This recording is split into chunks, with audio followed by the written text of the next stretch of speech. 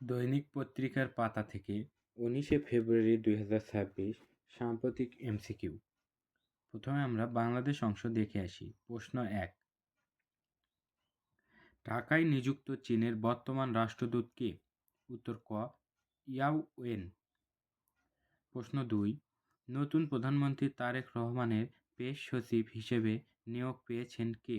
উত্তর খ, আবু আবদুল্লাহ এম সালেহ।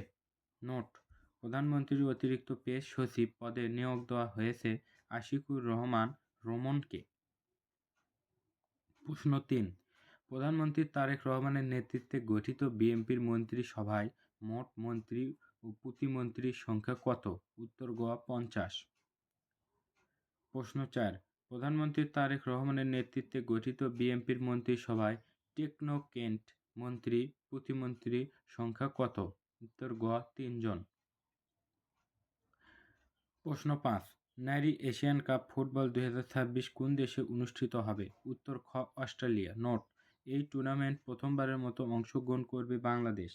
1 থেকে 21শে মার্চ 2026 পর্যন্ত চলবে এই খেলা। আন্তর্জাতিক। প্রশ্ন 1, সম্প্রতি 19শে ফেব্রুয়ারি 2026 ওমান সাগরে যৌথ মহড়া চালিয়েছে কোন দেশ? উত্তর ক, রাশিয়া, ইরান। প্রশ্ন 2, হরমুজ প্রণালী কোন দুটি দেশের মধ্যে অবস্থিত? উত্তর গ, ইরান ও ওমান। প্রশ্ন 3, 2028 পুরুষ টি-20 ক্রিকেট বিশ্বকাপ অনুষ্ঠিত হবে কোন দেশে? উত্তর খ, নিউজিল্যান্ড ও অস্ট্রেলিয়া।